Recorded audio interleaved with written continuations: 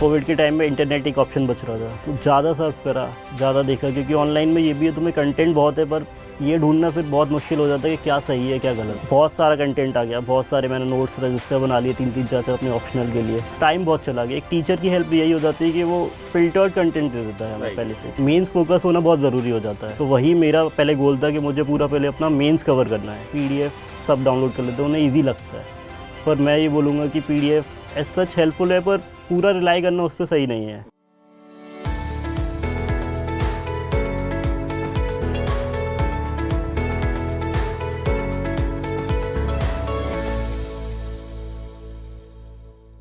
जीत और हार हमारी सोच पर निर्भर करते हैं।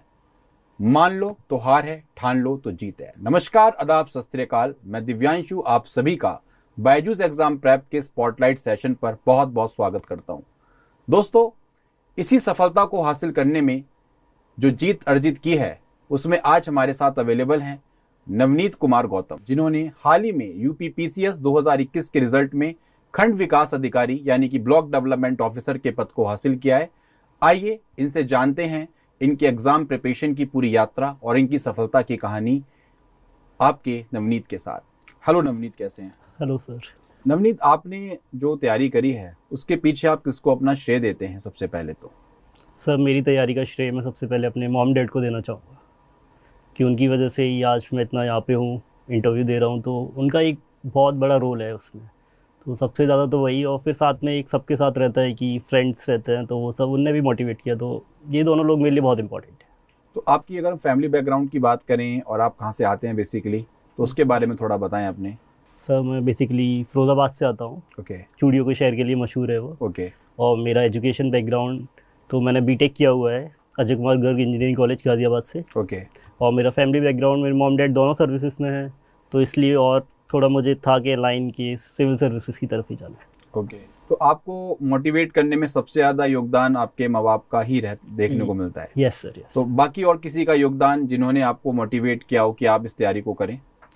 सर, साथ में मैं बोलूँगा कि मेरे दोस्त जो थे, क्योंकि वो ज़्यादातर सब ने कॉर्पोरेट में जॉब ले रखी थी, तो उन्होंने बोला कि नहीं, कि सब कुछ अच्छा है, पर फिर भी एक वो फील रहती है कि वो नहीं है। और फिर मैं खुद ही देखता था, उनका रूटीन सेम ही था, कोई पर्टिकुलर डे में कुछ चेंजेस नहीं है, सेम 9 to 5 जॉब। तो वो मुझे ज़्यादा और मोटिवेट कर गई कि साथ में कि नहीं, थोड़ा इधर ट्राई कर लेते हैं, थोड़ा हो जाए तो और अच्छा बात है। तो अभी जैसे आप खंड विकास अधिकारी बने हैं, तो उसके बाद आपको कैसा महसूस हो रहा है, कैसा फील हो रहा है कि आपने एक बहुत ही सुटेबल एग्ज़ाम क्वालिफाई किया? तो उसकी फीलिंग कैसी आपको व्यतीत हो रही है? तो बहुत अच्छा लग रहा है, क्योंकि स्टार्टिंग में इनिशियल ईयर्स में ही कोई अगर अचीव कर लेता है तो वैसे भी और सबको खुशी होती है। मुझे खुद को ज़्यादा खुशी हो रही है कि स्टार्टिंग में ही मैंने पेपर दिया और अचीवमेंट मिल गई है, तो it means a lot to me. Very good. तो आपका जो प्रिपरेशन स्ट्रेटेजी रहा, आपने प्री, मेंस और इंटरव्यू की तैयारी किस लेवल पर करी? कैसी आपकी अप्रोच रही? पहले आपने प्री की तैयारी करी या फिर मेंस की करी, या फिर इंटीग्रेटेड अप्रोच के साथ आप लगे?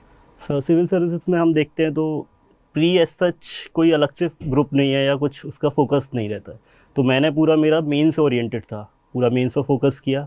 और यूपी में खासकर हम देख रहे हैं सिलेबस चेंज हुआ है 2018 के बाद से, तो वो UPSC का पैटर्न फॉलो कर रहा है पूरा। तो मैं मेंस फोकस होना बहुत ज़रूरी हो जाता है। Exactly. तो वही मेरा पहले गोल था कि मुझे पूरा पहले अपना मेंस कवर करना है। मेंस अगर मेरा हो जाएगा तो मैं 50% से ज़्यादा प्री कवर कर लूँगा। Okay. उसके बाद फिर प्री के लिए पर्टिकुलरली ये रहता था कि प्रीवियस ईयर क्वेश्चन देखने ही देखने और मॉक्स लगाने। तो इस तरीके से मेरा प्री और मेंस दोनों कवर हो गया था। ओके। तो आपने इंटीग्रेटेड अप्रोच के साथ तैयारी करी है? एक बार। अच्छा, बाकी अगर हम बात करते हैं आपकी बुक लिस्ट की, तो आपने कौन सी बुक्स फॉलो करी जो अमूमन हम भी हर एस्पिरेंट्स को वैसे पता होता है, लेकिन आपने कौन सी स्पेशल बुक्स फॉलो करी हैं? कुछ स्पेशल बुक फॉलो करी या नॉर्मल स्टैंडर्ड बुक्स को ही फॉलो किया आपने?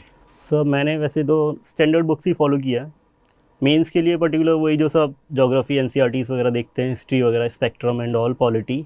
बस ये था कि कुछ करंट टॉपिक्स रहते हैं वो बुक्स में अवेलेबल नहीं रहते हैं, और या कुछ होते हैं जो इंटीग्रेटेड चाहिए हमें, क्योंकि मेंस में हमें आंसर इंटीग्रेटेड लिखना है। तो न्यूज़पेपर डेली पढ़ना और इंटरनेट सर्चेस कर लिया कि कुछ भी क्रिप्टो करेंसी पे कुछ आ गया, साइबरडोम प्रोजेक्ट वगैरह जो UPPCS में क्वेश्चन भी पूछ लिया था।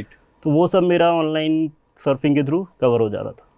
देखिए, आप एक उदाहरण हैं प्राइवेट इंजीनियरिंग कॉलेजेस के बच्चों के लिए, तो उनके लिए आप क्या कहना चाहेंगे? जैसे आपने प्राइवेट इंजीनियरिंग कॉलेज में आपने अपना इंजीनियरिंग करा, अब वो आप आज सक्सेस आप पा रहे हैं, तो मैंने देखा है अक्सर काफ़ी स्टूडेंट्स प्राइवेट इंजीनियरिंग कॉलेजेस के बहुत स्ट्रगल कर रहे हैं लाइफ में, तो वो अगर सिविल सेवा में आना चाहते हैं तो उनके लिए आपका क्या संदेश रहेगा, किस तरीके से वो मैनेज करें अपनी तैयारी को?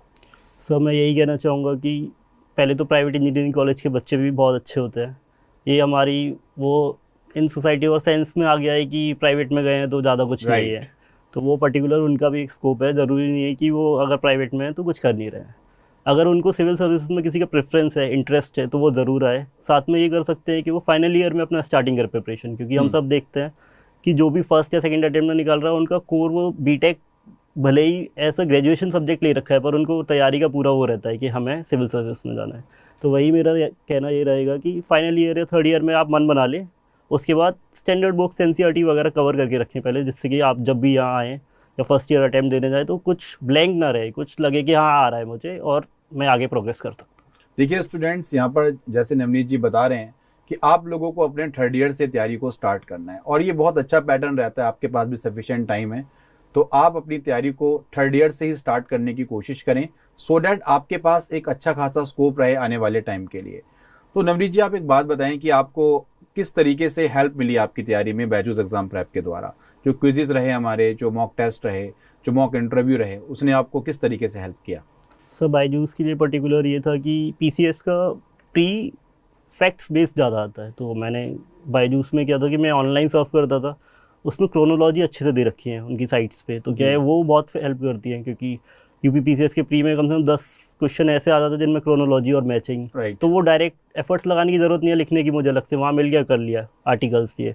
और मेरे को बायजूस से मॉक इंटरव्यू में हेल्प मिली, क्योंकि इनका पूरा पैनल 5 मेंबर्स का था ज़्यादातर, और सारे जो जहाँ भी मैंने दिए थे तो उनमें 3 मेंबर्स पैनल था, वो सारे भी अच्छे थे, पर यही है 5 मेंबर पैनल था पूरा, वो यूपीएससी पैटर्न था पूरा, और फर्स्ट मॉक मेरा बायजूस के थ्रू था, तो थोड़ा मुझे अच्छा लगा, क्योंकि जब मैंने अपना फाइनल इंटरव्यू दिया था, रियल इंटरव्यू वहाँ दिया, तो कुछ क्वेश्चन सिमिलर मैचिंग टोन में थे, तो वो बहुत आसानी से मैंने कवर कर लिए थे। कॉन्फिडेंस आपका बिल्डअप हुआ? थोड़ा कॉन्फिडेंस हाँ कि था कि हाँ ये सुना हुआ है पहले, इस पर मुझे ये बोल देना चाहिए, ये मैंने बोला था, और रिव्यूज़ मिले थे यहाँ से मुझे, तो वो बहुत अच्छा था वहाँ पे। तो आपका जो मॉक इंटरव्यू का एक्सपीरियंस रहा, तो उसमें आपको क्या फील हुआ एक्चुअल इंटरव्यू से, अगर हम बिल्कुल बेस करवाएं तो, कंपेयर करें तो एक्चुअल इंटरव्यू से?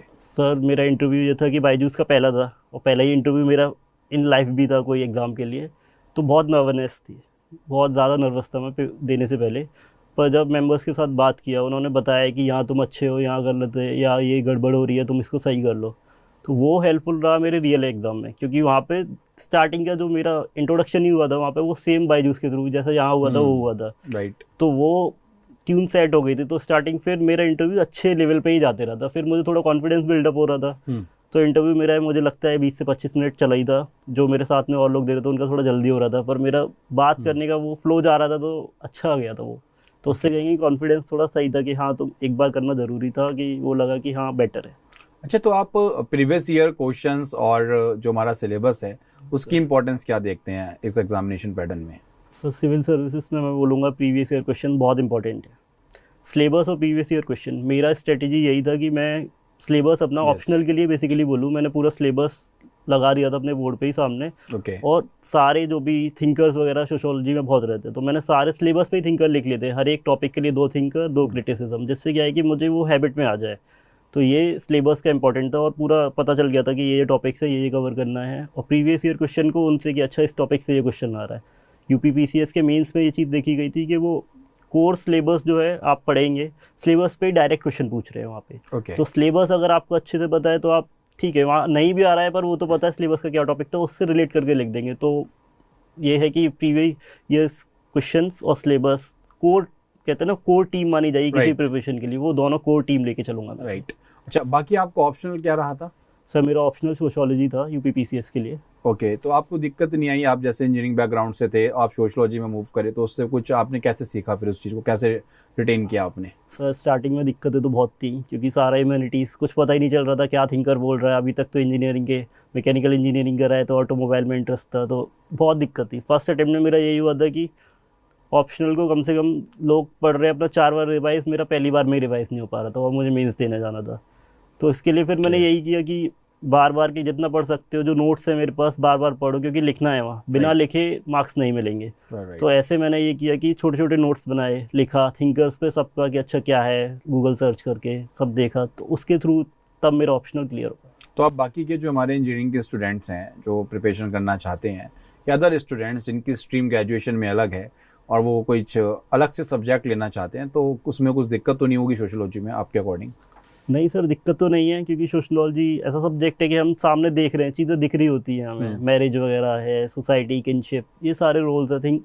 बस एक पार्ट थिंकर्स पे आ जाता है जहाँ लोगों को थोड़ा ज़्यादा अपने एफर्ट्स लगाने पड़ेंगे, वरना चीज़ें डेली लाइफ में जो हो रही हैं, हैपनिंग में हैं, वो हैं। बस वही है कि हमें वो चीज़ें एक सूटेबल फॉर्म में, इंस्टीट्यूशनलाइज फॉर्म में कहते हैं ना, वो लिख के बस सामने रखनी है। राइट। तो ऐसा कुछ नहीं है कि इंजीनियरिंग बैकग्राउंड का है या कोई Alright. मेडिकल से है, वो ऑप्ट कर सकते हैं सोशोलॉजी के लिए।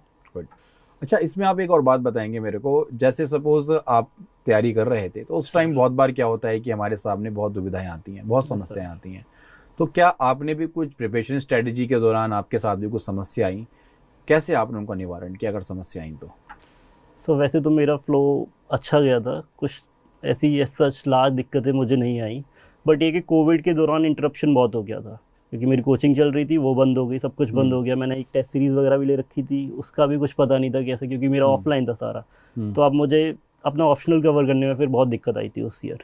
तो मैंने यही है कि जो कंटेंट है उसके थ्रू जैसे भी मैनेज करना है, क्योंकि पेपर अगर देने जाना है तो तुम्हें खुद से ही करना पड़ेगा। तो वो बस यही है कि अपना उस टाइम मुझे थोड़ा फेस करना पड़ा था, क्योंकि मेरे जो भी दोस्त थे उनका ऑप्शनल सबका अलग था। ओके। तो वहाँ फिर ऐसा लग रहा था कि मैं अकेला हूँ, अलोन फील कर रहा था। तो इसलिए तब टाइम पे मुझे लगा कि नहीं, यू नीड टू फोकस, तुम्हें खुद से कुछ करना पड़ेगा, सब कुछ दूसरे करके ही नहीं दे सकते। तो वो मैं बोलूँगा कि एक स्ट्रगल फेस था थोड़े दिन के लिए मेरे लिए। उससे आपने ओवरकम किस तरीके से किया फिर? सर फिर वही है कि कोविड के टाइम में इंटरनेट एक ऑप्शन बच रहा था, तो ज़्यादा सर्फ करा, ज़्यादा देखा, क्योंकि ऑनलाइन में ये भी है तुम्हें कंटेंट बहुत है, पर ये ढूंढना फिर बहुत मुश्किल हो जाता है कि क्या सही है क्या गलत है। राइट। तो फिर बहुत सारा कंटेंट आ गया, बहुत सारे मैंने नोट्स रजिस्टर बना लिए 3-3 4-4 अपने ऑप्शनल के लिए।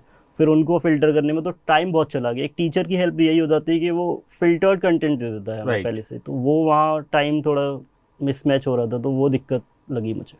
अच्छा, आजकल जैसे आप इस फेज से गुजरे हैं तो स्टूडेंट्स को एक बहुत दुविधा होती है आजकल, दुविधा भी है और एक उनके मन में इल्यूजन भी है कि पीडीएफ से वो पढ़ना बहुत पसंद कर रहे हैं आजकल। पीडीएफ भी है, इररिस्पेक्टिव ऑफ नोट्स मेकिंग, वो नोट्स नहीं बना रहे हैं और ज़्यादातर वो पीडीएफ से पढ़ रहे हैं। पीडीएफ कलेक्ट करने का काम ज़्यादातर हो गया है, रिसोर्सेज मल्टीपल हो गए हैं। तो ऐसे केस में आप कैसे उनको डील करवाएंगे कि पीडीएफ से ही पढ़ें या फिर नोट्स मेकिंग नेसेसरी है, उसको करना बहुत ज़रूरी है? सर पीडीएफ आजकल ये है कि ऑनलाइन सब कुछ हो गया है, सारा कंटेंट ऑनलाइन अवेलेबल है, तो पीडीएफ सब डाउनलोड कर लेते हैं, उन्हें ईजी लगता है। पर मैं ये बोलूँगा कि पीडीएफ एज सच हेल्पफुल है, पर पूरा रिलाई करना उस पर सही नहीं है। एग्जैक्टली। क्योंकि मैंने फर्स्ट अटेम्प्ट में देखा था अपने कोविड के टाइम में, मेरा टेलीग्राम पूरा पीडीएफ से भरा था। राइट। ये समझ लीजिए सब कुछ हर एक टॉपिक के लिए पीडीएफ था, पर वो खुल नहीं पाते हैं। हाँ, राइट। जब खुलेंगे नहीं तो हम करेंगे कैसे? नोट्स में हम जब खुद बनाते तो रिटेन रहती हैं चीज़ें, तो वही है कि नोट्स एज सच एज ही हैं पीडीएफ से। तो वही कि पीडीएफ इतना नेसेसरी बोलूँगा कि सिविल सर्विसेज के एज से देखा जाए तो इतना नेसेसरी नहीं है, पर नोट्स मेकिंग तो रहेगा। देखिए नवनीत जी, जैसे स्टूडेंट्स बता रहे हैं कि नोट्स मेकिंग बहुत ही इंपॉर्टेंट क्रूशियल रोल होता है, तो आप कभी भी नोट्स मेकिंग को अवॉइड ना करें। आप पीडीएफ को रेफरेंस के तौर पर पढ़ सकते हैं, लेकिन notes making is very necessary. आप लोगों की तैयारी में 4 चांद लगाने के लिए नोट्स मेकिंग बहुत ज़रूरी है, क्योंकि अल्टीमेट दोस्तों आपको मेंस के एग्ज़ाम से गुजरना है और वहाँ पर आपको आंसर राइटिंग करनी ही पड़ेगी। नवनीत जी, तो आप हमारे जो बच्चे हैं उनको क्या संदेश देना चाहते हैं, जो हमारे एस्पिरेंट्स हैं, बेसिकली जो प्रतिभागी हैं, उनको कुछ 2 शब्द बोलना चाहें सो डैट वो अपनी तैयारी के दौरान मोटिवेट रहें और चीज़ों को बहुत सुगमता के साथ आगे बढ़ा सकें? सर मैं ये बोलना चाहूँगा कि जो भी प्रिपरेशन के लिए सोच लिया है, इंटरेस्ट बना लिया है, तो उसको अपना सिलेबस पहले पूरा बाय थ्रू होना चाहिए कि सिलेबस में क्या क्या है, कैसे है, क्या कवर करना है। अपना इंटरेस्ट देख लीजिए सिलेबस के थ्रू कि मुझे ये चीज़ें अच्छे से आती है, उन पे कम टाइम देना चाहिए, और जो नहीं आता है वीकनेस है उन पे ज़्यादा टाइम दीजिए। और साथ में मैं ये बोलूँगा आंसर राइटिंग बहुत ज़रूरी है, स्टार्टिंग से नहीं तो कम से कम जब तुम्हारा सिलेबस कवर हो जाए, कंटेंट तुम्हें पता हो कि क्या लिखना है, तब आंसर राइटिंग करना बहुत ज़रूरी है। क्योंकि मेरे खुद ने एक्सपीरियंस किया है कि मेरे क्वेश्चंस छूटे हुए थे, तो वो मेंस में बहुत दिक्कत देते हैं, तुम्हारी रैंक लाने में भी दिक्कत देंगे। तो इसलिए आंसर राइटिंग के थ्रू होना ही पड़ेगा। यही मैं बोलूँगा कि आंसर राइटिंग अगर सिविल सर्विस में देखना है तो आंसर राइटिंग एक की कोर एरिया रहेगा। Thank you so much Navneet, आप हमारे प्लेटफॉर्म पर आए और आपने हमारे स्टूडेंट्स का मार्गदर्शन किया। मैं कामना करता हूं कि खंड विकास अधिकारी के रूप में आप उत्तर प्रदेश सरकार के साथ उत्तर प्रदेश सरकार को नई नींव देंगे, नई दिशा देंगे। धन्यवाद। Thank you sir.